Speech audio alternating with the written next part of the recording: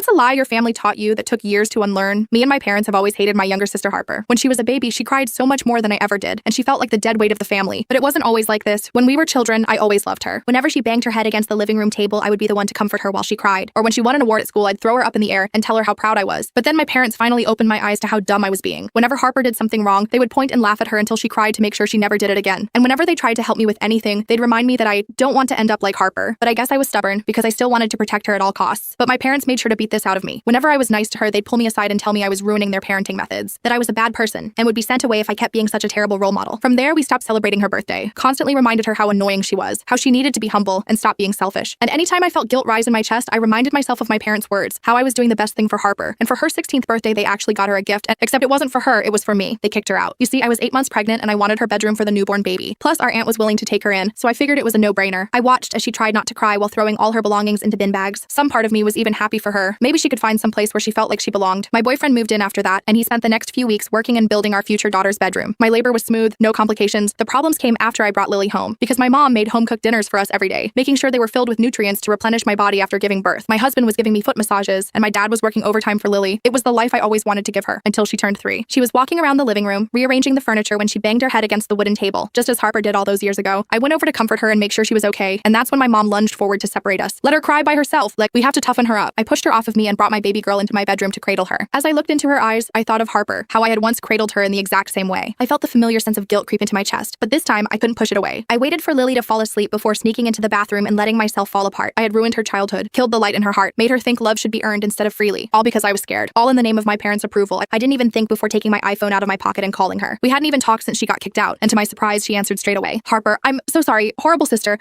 By this point my hands were trembling and I was still in tears. I honestly expected her to just hang up and block me, but she didn't. Mila, it's okay. I never blamed you. She was only 20, but her tone was so mature, forgiving, so much so that I cried even harder, and I asked if she wanted to meet Lily. Yes! She yelled, that childish spark coming out again. I immediately booked an Uber to hers, and we spent the entire evening crying and laughing together, like we were family again. When I went home that night, I told my parents everything. I expected them to be happy that the family was fixing itself. Instead, they got mad, like really mad. Mila, didn't we talk about this? My mom asked. Her tone was condescending and passive-aggressive. When I glanced over at my dad, his fist was on the table, clenched so hard that his knuckles were white, but this time I wasn't scared. Harper is my sister. She's your daughter. What the F is wrong with you? All my guilt had suddenly shifted to anger, and I had no empathy left. My mom's eyes widened in disbelief, then narrowed to bitter slits. If Harper is so perfect, go live with her. See how far her softness gets you, she scoffed like I was the biggest idiot in the world. Okay, I said with a smile. I felt their eyes staring at me as I walked upstairs to pack. In the next 2 hours, I was waiting for our aunt to pick me up in her van. The house was nice. There were pictures of my aunt and Harper all over the walls. It had this homey feeling I had never experienced before, and my boyfriend fit right in too. But of course, with my parents, nothing good ever lasts. And the next day, I woke up to a knock at the door. It wasn't my parents, it was CPS. The rest of the full story is on my channel and linked below.